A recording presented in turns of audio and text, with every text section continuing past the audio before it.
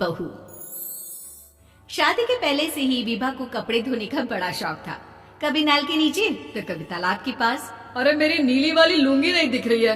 विभा की अम्मा, कहाँ रखी है लुंगी? अरे वो तो विभा ने परसों ही धोकर रखी थी आपकी अलमारी में, देखो वहीं होगी। वो ना मैंने आज धो दी, मुझे लगा कि गंदी हो गई होगी। अरे कैसे गंदी हो गई थी? उसे तो मैंने पहना भी नहीं। हे भगवान, इस लड़की के कपड़े धोने की आदत से परेशान हो गया हूँ मैं। जितना तो घर में राशन नहीं आता, उससे कहीं ज्यादा डिटर्जेंट पाउडर का खर्चा है। इसकी शादी करवा दो, शादी जाए अपने घर में ही करे काम, फिर चाहे घर के कपड़े धोने हो या पूरे गांव के। हाँ ठीक बोल रही हूँ, देखता हूँ मैं कोई लड़का। वो दिन भी आ जाता है जब विभा को देखने लड़के वाले आ जाते हैं। लड़की मुझे अच्छी लगी। होने वाली सास कहती है, बेटी अगर कुछ पूछना है तो पूछ लो। वैसे तो हमारी लड़की बहुत ही शर्मीली है, जो बोल दो वो मान लेती है, इसे क्या पूछना होगा। अरे कैसी बात कर रही हो माँ, मुझे इन लोगों के घर रहना है, सवाल तो कई है। हाँ हाँ बेटा, पूछ लो ना, क्या पूछना है। आप लोगों के घर कपड़े कौन धोता है? सास का मुंह बन जाता है।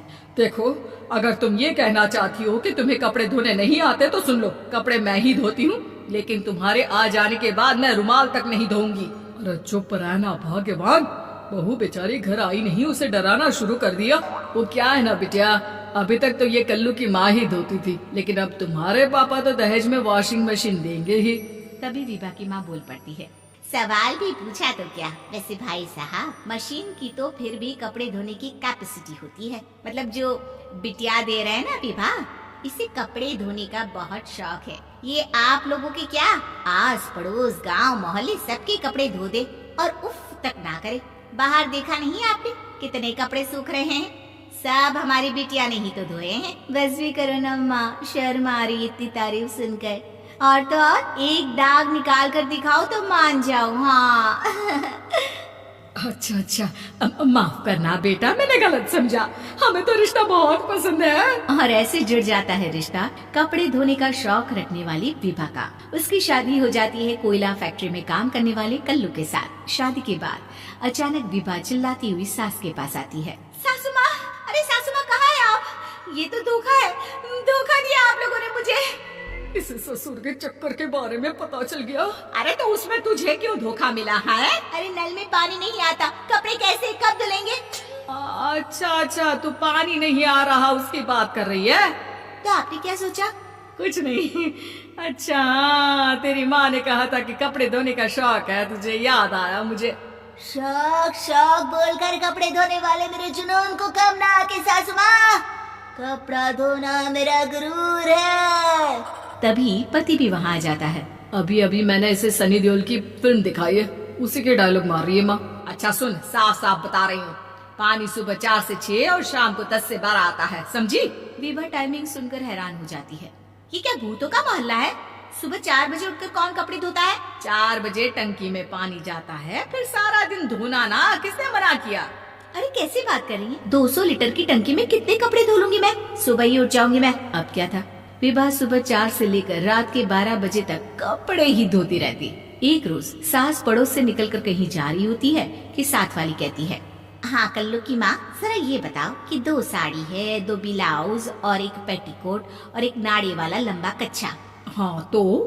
अरे तो क्या, कितना लोगी धुलाई ये बताओ। धोबन दिख रहे हैं हम क्या? हमारे पति सरकारी नौकरी से अभी अभी रिटायर हुए हैं और बेटा सुपरवाइजर है कोयला फैक्ट्री में। धोबन समझ रखा है हमें?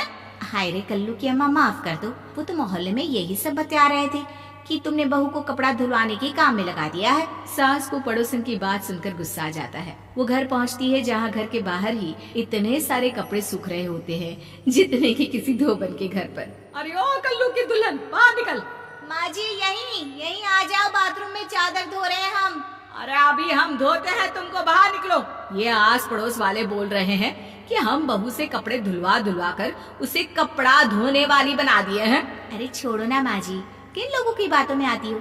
आस पास के लोगों का तो काम ही होता है कि वो किसी तरह सास बहू को लड़ा दे। बहू सारे घर के कपड़े धोती है, ये क्या कम है? बोलिए। सास को भी लग जाता है कि वो बहू का ये सनकीपन नहीं छुड़वा सकती, इससे अच्छा है कि खुद ही चुप हो जाए। एक रोज सास और बहू मंदिर जाते हैं, जहाँ सास की साड़ी वहाँ खड़ी भीख मांगने वाली से मिलती है। माँ जी क्या बात है, आपकी साड़ी उस भिखारन से कितनी मिल रही है ना? हाँ हाँ देखो तो दोनों की साड़ी मिल रही है। क्या बात है कल्लू की अम्मा, तुम खुद को तो अफसर की बीवी बताती हो और ऐसी सिंपल सी प्लेन साड़ी पहनकर घूमती हो। सिंपल और प्लेन नहीं है ये साड़ी। तो क्या सोने के धागे से फूल बने हैं? कुछ भी सासू माँ, कुछ भी। हाँ बने थे इस साड़ी में सोने के धागे से फूल। मेरे पति लेकर आए थे मद्रास से स्पेशली मेरे लिए 10,000 की। ताहे भाई साहब इस भिखारन के लिए भी सेम टू सेम साड़ी लेकर आए होंगे 10,000 की। सास उस वक्त कुछ नहीं कहती, लेकिन बहू के साथ घर आती है और अलमारी से एल्बम निकाल कर लाती है। ये साड़ी देख रही है, ये वही साड़ी है जिसे मैंने अभी पहना था। इस साड़ी में ये जो चमकदार फूल दिख रहे हैं ना, ये सोने के धागों से काढ़े गए हैं। लेकिन तू लोकल वॉशिंग मशीन ब्रश से घिस घिस कर सारे फूलों को निकाल कर साड़ी प्लेन कर दी। मुझे माफ कर दीजिए सासू माँ। और तो और, जब मैंने तुझे तेरी गलती के लिए कुछ नहीं कहा, लेकिन तूने तो सबके सामने मेरा मजाक ही बना दिया। क्यों? बहू को समझ में आ जाता है